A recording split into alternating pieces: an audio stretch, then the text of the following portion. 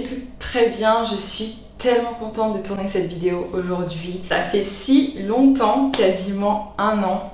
Quasiment un an s'est écoulé depuis ma dernière vidéo face cam. C'était la vidéo dans laquelle je vous expliquais pourquoi je ne souhaitais pas vivre avec mon copain. J'ai tout simplement fait une pause avec YouTube parce que j'avais énormément de taf. C'était très compliqué de gérer ma vie pro avec YouTube. Donc voilà, j'ai tout mis en pause.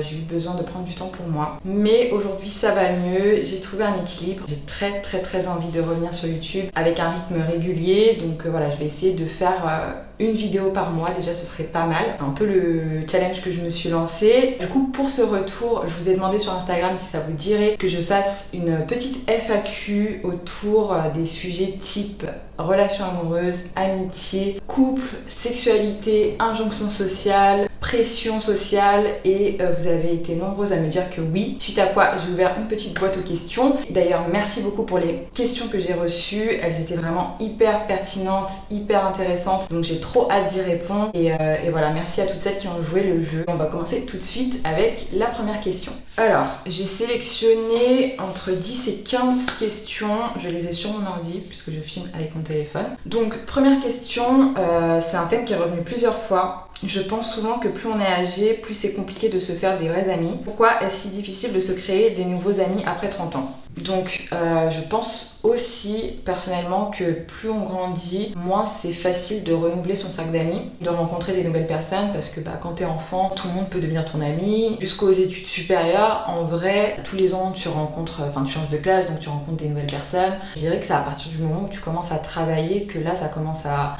t'as moins de temps, les gens commencent à se poser aussi, t'es plus fatigué, tu sors moins, il y a moins de soirées et tout, donc je dirais que c'est pour ça, à part tes collègues au travail, tu rencontres pas grand monde. Je pense aussi que plus on grandit, plus on se connaît et peut-être qu'on est plus sélectif avec les rencontres qu'on fait. Je pense qu'on accorde moins facilement son temps, son énergie par rapport à quand on était plus jeune. Après, il y a quand même des moyens de faire des rencontres. Par exemple, je suis dans un groupe de lecture depuis un peu plus d'un an maintenant, qui s'appelle Overbooké, que je vous invite vivement à suivre sur Instagram. Il y a une session par mois environ, et grâce à ce club de lecture j'ai rencontré pas mal de personnes, et franchement ça fait du bien juste même de rencontrer des gens, de voir de nouvelles têtes, etc. Pareil, je vais à la salle de sport depuis un peu plus de 6 mois, et là-bas je me suis liée d'amitié avec des filles et tout, donc j'ai aussi des amis qui sont passés par des applications, qui sont sur des apps, ça peut permettre de rencontrer des gens, donc il y a encore des moyens, mais c'est vrai que je suis d'accord, c'est moins facile que par rapport à quand on est adolescent ou même pendant les études. Deuxième question, est-ce qu'il y a vraiment une pression sociale à être célibataire longtemps? Je pense que oui. Je pense qu'il y a une pression sociale, même si elle s'est peut-être atténuée par rapport à avant, parce que c'est vrai qu'aujourd'hui les gens se posent plus tard qu'avant, les gens ont des enfants plus tard qu'avant. Donc ça s'est peut-être atténué un petit peu, mais honnêtement, je trouve qu'il y a quand même cette pression, surtout sur les femmes. Le couple reste le modèle standard, et que souvent le célibat en fait est vu comme une période transitoire, et ça va passer par des petites phrases du style alors t'en es où? Alors les amours? Ce genre de phrases, et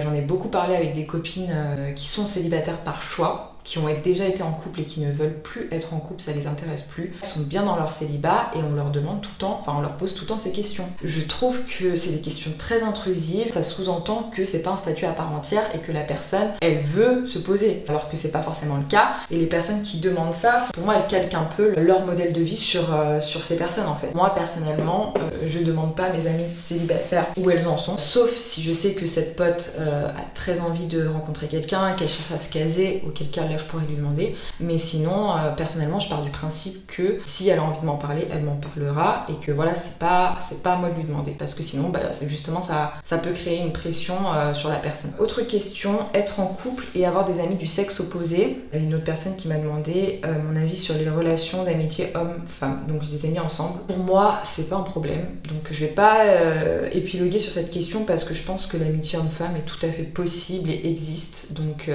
pour moi, si t'as confiance en ton ou ta partenaire, il n'y a pas de sujet en fait, donc je vois pas pourquoi ce serait pas possible. Après oui, c'est vrai que les relations hommes-femmes, les relations d'amitié peuvent évoluer, mais voilà, pour moi c'est une question de confiance, donc moi personnellement il n'y a pas de sujet pour moi. Quelle est l'injonction qui t'affecte le plus? J'ai bien aimé cette question et j'ai cherché.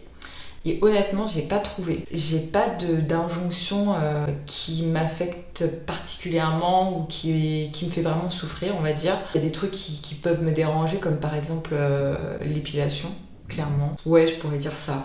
les poils, parce que franchement ça prend du temps, ça coûte cher, ça fait mal, c'est un truc qui me fait chier. Mais je me vois pas arrêter. J'aimerais bien en faire une vidéo, j'avais déjà pensé à faire une vidéo sur mon rapport aux poils et tout, parce que franchement ça pour le coup c'est un truc relou à mort.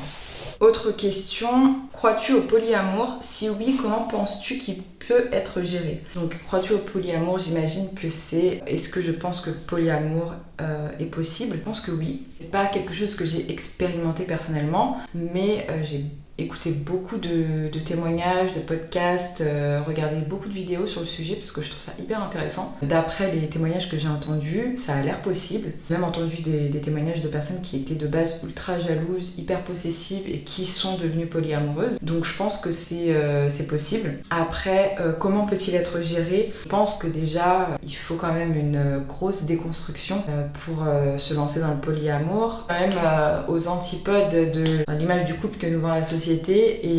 Et voilà, c'est pas du tout le schéma le plus répandu. Ensuite, je sais qu'il y a plein de manières d'être polyamoureux. Il y a des personnes qui ont un partenaire principal et qui vont s'autoriser des aventures à côté. Il y a des personnes qui vont vraiment avoir plusieurs relations sentimentales et amoureuses en même temps. Il y a des couples qui vont tout se raconter, qui vont vraiment être full transparents. Il y en a d'autres qui vont préférer avoir leur petit jardin secret et ne pas raconter ce qui se passe à côté à l'autre. Voilà, en fait, chaque couple trouve son équilibre et je pense qu'il faut une excellente communication pour être sûr qu'il n'y a pas une personne qui se sent lésée dans la relation et que voilà, les deux puissent répondre à leurs besoins, etc. Je répondrai ça, mais après, c'est vrai que dans la pratique, je saurais pas trop quoi te dire puisque c'est pas quelque chose que j'ai vécu. Le sexe dans un couple, ça compte beaucoup selon toi? Je pense que ça dépend de chaque couple en fait, tout simplement. Il y a des couples pour qui ça va être super important, qui vont faire l'amour tous les jours, hyper régulièrement, et d'autres qui vont le faire une fois par mois, qui vont pas avoir ce besoin-là. Donc franchement, ça dépend du rythme de chaque couple. Je pense que ce qui est important, encore une fois, c'est que de bien communiquer pour trouver un équilibre et que les deux trouvent leur compte en fait dans la relation. Malgré tout, plus je grandis et plus je pense que pour avoir une relation pérenne, qui marche et qui dure dans le temps, il y a beaucoup de critères à prendre en compte et c'est pas qu'une histoire de sexe et d'amour. La vision de la vie, les projets, la confiance, la communication, plein d'autres aspects qui sont super importants en fait pour faire marcher un couple. C'est pas juste charnel quoi. Question suivante, doit-on lutter activement contre les injonctions sociales ou juste ne pas être atteinte? Merci beaucoup pour ta question, je l'ai trouvée très intéressante. Du coup, je répondrai que pour moi, l'un ne va pas sans l'autre parce que je pense que pour ne pas être atteinte par une injonction, il faut déjà en avoir conscience, il faut la conscientiser pour entamer un process pour s'affranchir de cette injonction, entre guillemets, pour visibiliser cette injonction. Souvent, c'est grâce aux personnes qui luttent, qui vont s'exprimer sur le sujet, que tu vas commencer à te questionner. Par exemple, l'injonction à la maternité. Je pense que si aujourd'hui, il y a plus de femmes qui se questionnent par rapport à leur désir ou non de maternité, c'est grâce aux femmes qui osent parler de ce sujet, qui osent questionner cette injonction, qu'il y en a d'autres qui peuvent se demander est-ce que j'ai vraiment envie d'être maman? J'en avais déjà parlé dans ma vidéo sur le désir de non-maternité, le regret maternel, etc. Mais il y a plein de femmes qui vont se lancer dans la maternité, sans forcément questionner leur désir. Pour reparler des poils, c'est souvent un truc qu'on fait, qu'on commence à faire en tant que femme, s'épiler sans vraiment se dire qu'on n'est pas obligé de le faire. Et ça va être grâce à des personnes qui ne le font pas et qui vont s'exprimer sur le sujet que il y a certaines femmes qui vont se dire en fait c'est vrai, pourquoi je le fais, ça me coûte cher, ça me fait chier, j'arrête en fait. Jusqu'à mes 23 ans je me défrisais les cheveux, je me suis jamais dit, ça m'a jamais traversé l'esprit que je pouvais garder mes cheveux naturels en fait. Et c'est quand j'ai commencé à découvrir le mouvement nappy, les filles qui retournaient au naturel, que là je me suis dit mais en fait c'est vrai, je connais pas mes cheveux sans défrisage, je sais pas quelle est la nature de mes cheveux. Mais avant ça, je m'étais même pas posé la question. Par contre, je dis pas qu'il faut activement lutter contre toutes les injonctions. Toutes les injonctions ne sont pas mauvaises, mais ça va permettre en fait de te montrer que tu as d'autres options. Je pense qu'il faut malgré tout questionner les injonctions et pour se rendre compte qu'il y a d'autres possibilités et on a d'autres options et qu'on n'est pas obligé de se conformer, de répondre à cette règle qu'on nous impose. Question suivante, un enfant doit-il se sentir redevable envers ses parents? Question très intéressante. J'ai envie de dire oui et non. C'est vrai que en fait on a un sentiment de redevabilité envers nos parents. On a souvent ce sentiment parce que nos parents sont les personnes qui en général ont sacrifié beaucoup de choses pour nous, qui nous soutiennent, qui nous écoutent, qui nous encouragent, qui nous aiment. Un enfant, il va grandir avec cette idée que il doit beaucoup à ses parents, il doit rendre ses parents fiers, il doit pas les décevoir et tout. Moi personnellement, j'ai été élevée comme ça et j'ai ce sentiment de redevabilité. On a cette dette inconsciente qui est là, mais je pense qu'il faut quand même que ce sentiment soit raisonnable et que ça devienne pas toxique parce que tu es une personne à part entière avec tes désirs, tes envies, ton besoin d'indépendance et il faut quand même oser s'affirmer et pas se soumettre complètement à ses parents. D'autant plus que on choisit pas ses parents, on choisit pas sa famille et ça arrive qu'il y ait des comportements toxiques au sein d'une famille. Donc je pense que c'est très important de faire la part des choses entre ce sentiment de redevabilité et la réalité. T'as le droit aussi de te focus sur toi sans forcément prendre en compte la vie de tes parents ou ce que tes parents peuvent penser, sans forcément culpabiliser, sans forcément se sentir ingrat. Donc voilà, je sais pas si j'ai bien exprimé ce que je voulais dire. Pour moi, un enfant peut avoir ce sentiment de redevabilité, mais dans une certaine mesure. Comment bien démarrer une relation? Les erreurs à éviter au début d'une relation. La première erreur à laquelle je pense, ce serait de ne pas être soi-même. Je pense que c'est hyper important de montrer sa vraie personnalité, de pas jouer un rôle, de montrer vraiment qui tu es dès le début de la relation et de pas tomber dans une fausse image pour essayer de plaire à l'autre parce que au final ça finira par te rattraper tôt ou tard et si la personne commence à s'attacher à cette fausse image, ça veut clairement dire qu'au final c'est peut-être pas la bonne personne pour toi. Je pense sincèrement qu'il vaut mieux que tu montes ta vraie personnalité et que ça fonctionne pas plutôt que tu joues un rôle et que ça fonctionne. Au final la personne elle finira par s'en rendre compte et elle restera peut-être pas dans la relation. Une autre erreur ce serait pour moi d'arrêter de vivre et de consacrer tout son temps à l'autre. C'est hyper important de garder son individualité, sa personnalité, ses passions, de continuer de voir ses amis. En plus c'est ce qui va plaire à l'autre parce que la personne si elle s'intéresse à toi c'est parce que tu as ta personnalité, tu as tes centres d'intérêt, tu as tes passions et c'est vrai que quand on commence une relation on a souvent tendance à idéaliser la personne et à être à fond dans la relation et c'est normal puisque c'est les débuts, on est on pense tout le temps à l'autre, on a envie de passer tout le temps du temps ensemble et tout, mais c'est vraiment très important de garder sa vie parce que si tu commences à tout mélanger, le jour où ça s'arrête, malheureusement t'as plus de repères en fait. On dit beaucoup que l'amour s'est formé qu'une seule personne, moi je suis pas du tout d'accord avec ça, pour moi c'est vraiment deux personnes qui toutes les deux sont hyper fusionnelles, mais vous êtes deux personnes, deux individus. Un autre conseil serait tout simplement de prendre son temps, de pas trop se précipiter, de prendre le temps de se découvrir, de bien communiquer, de pas avoir peur de poser des questions. Je trouve qu'on dit souvent aux filles de pas montrer leurs sentiments trop tôt, c'est quelque chose qui me dérange beaucoup. De rester distante, de pas être oppressante, ça va faire fuir les hommes. Ok, pour ne pas trop se précipiter, prendre son temps, etc. Mais il y a un moment, si tu ressens des choses et tout, c'est bien de le dire aussi. Puis je trouve que ces conseils-là, ça invite les filles à entrer dans un jeu, à pas montrer qui elles sont vraiment, à calculer à quelle heure je dois envoyer mon SMS et tout. Tout ça, les jeux comme ça, pour moi, c'est pas la peine. Si t'as un vrai match avec quelqu'un, ça se fait assez naturellement. C'est facile, il n'y a pas de jeu de calcul, etc. Sois toi-même en fait. C'est pas la peine de commencer à calculer. Ouais, non, il faut que tu sois distante, sinon il va penser que je suis trop accro, je veux pas lui faire peur. Il y a un moment, si tu plais vraiment à un mec, désolé, il est pas censé être effrayé par tes sentiments. Que penses-tu de la congélation de ces ovocytes? Honnêtement, je suis pas hyper informée sur le sujet. Je sais juste que c'est possible en France pour 2000 à 3000 euros, un truc comme ça. Et un sujet dont j'ai beaucoup parlé avec des copines. On s'est déjà demandé si on le ferait ou pas. J'ai bientôt 30 ans et pour l'instant, je ressens pas le besoin de fonder une famille. Et je me dis, c'est vrai qu'à un certain âge, si à 35 ans passés, j'ai toujours pas l'envie, mais que je me dis peut-être que ça viendra après, pourquoi pas en vrai? Pourquoi pas pour garder des ovocytes qui puissent me permettre d'avoir des enfants plus tard, pourquoi pas. C'est une bonne solution pour des femmes par exemple qui approchent de la quarantaine, qui ont envie d'avoir des enfants et qui sont toujours célibataires, veulent vraiment attendre de trouver quelqu'un pour fonder une famille.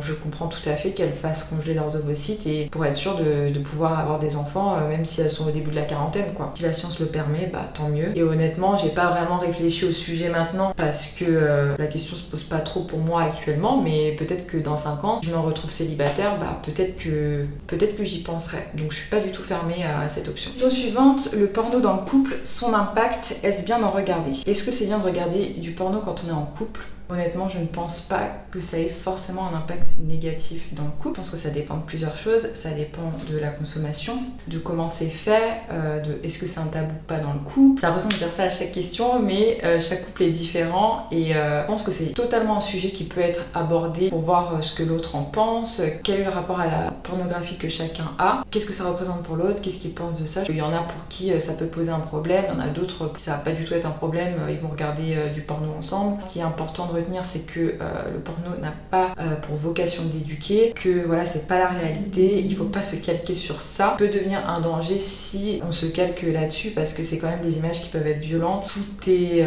exagéré, que ce soit les cris, les positions, les parties intimes, et puis il y a une vision très phallocentrée dans la pornographie, mais je pense que si on regarde ça de manière consciente, avec du recul, je pense pas que ça ait forcément un impact négatif. Autre chose, oui, la consommation aussi, je pense, si c'est une consommation raisonnable et que ça ne prend pas le pas sur la vie sexuelle du couple, je pense pas forcément que ça a un impact négatif. Après voilà, comme je disais, ça dépend de chaque couple. Pour moi, c'est bien d'aborder le sujet, pas que ce soit un sujet justement, pouvoir en parler de manière transparente avec son ou sa partenaire. Moins en moins de lumière, donc j'espère qu'on verra bien quand même. Question suivante, est-ce possible d'avoir 30 ans et de vivre sans réseaux sociaux en France sans s'isoler? Si t'as une bonne base de potes, un bon groupe d'amis, je pense que oui, c'est possible. Après, tu seras peut-être pas au courant de certaines choses en même temps que tout le monde, tu rateras peut-être des petits trucs, mais au final, est-ce que c'est grave? Je ne pense pas. J'ai une très bonne amie qui est très peu connectée sur les réseaux, qui te répond parfois 2 semaines ou 3 semaines plus tard, qui est pas du tout collée à son téléphone, et honnêtement elle est pas du tout isolée. Après c'est vrai que c'est quelqu'un qui est très indépendante et qui aime beaucoup la solitude, donc ça dépend des profils, mais je pense que c'est possible. La question suivante, qu'est-ce que t'apporte Instagram? Alors très bonne question. Instagram, pour moi déjà c'est un outil pour trouver plein d'inspiration, que ce soit en termes de lifestyle, de vêtements, de voyages, de resto, adresse, quoi d'autre, déco, enfin il y a vraiment plein d'inspirations à trouver sur Instagram. C'est un moyen aussi de suivre des personnes qui m'inspirent, de personnes qui parlent, enfin qui s'expriment sur des sujets, des comptes militants. Tu peux apprendre plein de choses sur Insta, sur les réseaux sociaux de manière générale. Pour ça j'aime beaucoup aussi. C'est un moyen de rester en contact avec certaines personnes qui sont pas proches de toi physiquement, qui sont peut-être pas dans le même pays que toi, un moyen de garder contact, de prendre des nouvelles, de partager. Je trouve qu'on peut faire passer des messages, on peut tomber sur des sujets et t'identifier à des gens que tu connais pas au final. On dit qu'Instagram ça crée beaucoup de complexes, mais je trouve que c'est pas forcément vrai, ça dépend qui tu suis. Justement ça peut aussi aider à se sentir mieux et à prendre confiance en soi. Par exemple quand je suis passée au naturel, que j'ai fait mon big shop, je suivais plein de filles qui partageaient leur aventure capillaire, qui assumaient leur tout petit afro. Ça m'a beaucoup aidée. Pareil, quand avant j'étais un peu plus mince, je suivais des filles qui assumaient leur corps mince, qui n'avaient pas forcément beaucoup de forme et qui s'assumaient comme ça, et ça m'a beaucoup aidée à prendre confiance en moi et tout. Donc voilà, je pense que ça dépend aussi du contenu que tu suis. Après, c'est bien aussi de faire des pauses. Même une journée de pas se connecter pendant 1 ou 2 jours, ça fait du bien. Quelle est ta vision de l'amitié? Est-ce qu'une amitié peut durer quand on n'a pas la même vision? Je pense qu'il y a plusieurs types d'amitié. Déjà, il faut distinguer les connaissances des potes, des amis. Et pour moi, la vraie amitié, ce sont les personnes à qui tu peux te confier sans être jugé. Et au final, ça, il y en a très peu. Franchement, il y a très peu de personnes, en tout cas moi, avec qui je me sens suffisamment à l'aise pour partager des choses intimes, tout en sachant que cette personne ne va pas me juger. Une personne qui respecte tes limites, une personne en qui tu peux avoir totalement confiance et avec qui tu peux être toi-même. Pour moi, c'est ça, une amitié saine. Moi, je pense que je dois avoir 5-6 personnes comme ça. Une amitié peut durer si on n'a pas la même vision. Franchement, plus j'évolue et plus je vois en fait les relations d'amitié un peu comme des relations de couple, parce qu'au final on parle beaucoup, on donne beaucoup de conseils pour faire durer un couple, etc. Mais les relations amicales c'est pareil, il faut l'entretenir la relation. Pour moi, si vous n'avez pas la même vision de l'amitié, ça veut dire que vous n'avez pas les mêmes attentes, peut-être pas les mêmes besoins, et donc pas forcément durer. Dites-moi ce que vous en pensez, mais moi c'est comme ça que je vois les choses. Et du coup ça m'amène à la question suivante qui est: qu'est-ce que tu penses des ruptures rupture amicale. Et je trouvais que c'était une très bonne question parce que, comme je disais juste avant, pareil, on parle beaucoup des ruptures amoureuses, mais on parle pas tant que ça des ruptures amicales, alors que ça peut être très difficile à vivre, peut-être même parfois plus difficile qu'une rupture amoureuse, parce qu'une rupture amoureuse, enfin quand tu te lances dans une relation avec quelqu'un, tu peux t'attendre à ce que ça se termine un jour. Enfin, on sait tous que quand on est en couple, c'est pas forcément pour toute la vie, même si c'est ce qu'on souhaite quand on est amoureux. Mais c'est vrai qu'une relation amicale, on se dit pas forcément qu'un jour ça va se terminer, mais parfois on n'évolue pas dans le même sens, on prend des chemins différents, on trouve plus trop d'intérêt dans cette amitié, on n'a plus les mêmes envies, les mêmes centres d'intérêt, et c'est pas grave, mais c'est vrai que ça arrive, et moi, plus je grandis et plus je pense qu'il y a vraiment des personnes qui font partie de ta vie à un certain moment, et elles vont t'apporter quelque chose à ce moment-là. Puis chacun évolue aussi, c'est toi, tu vas changer, donc moi quand je compare la personne que j'étais à 20 ans et la personne que je suis aujourd'hui à 29 ans, mais rien à voir. C'est pour ça que parfois ça matche plus avec les gens. Et voilà, je pense qu'en fait, une relation, ça se termine quand cette personne t'apporte plus, toi tu n'apportes plus quelque chose à cette personne, ça va dans les deux sens. J'espère vraiment que cette vidéo vous aura plu. Moi j'ai vraiment pris plaisir à répondre à vos questions. Franchement là je suis limite émue d'avoir tourné cette vidéo après autant de temps. Je me demandais si j'allais y arriver parce que ça fait 1 an que j'ai pas parlé comme ça. Au final ça va. J'ai hâte de la monter, hâte de la poster, hâte d'avoir vos retours. S'il y a un thème que j'ai abordé dans cette vidéo et que vous aimeriez bien que je l'approfondisse, que je creuse un peu le sujet, n'hésitez pas à me le faire savoir dans les commentaires. N'hésitez pas à partager, me faire un retour, partager votre opinion dans les commentaires. Je vous fais plein de bisous, je vous dis à très vite pour une prochaine vidéo et surtout prenez soin de vous.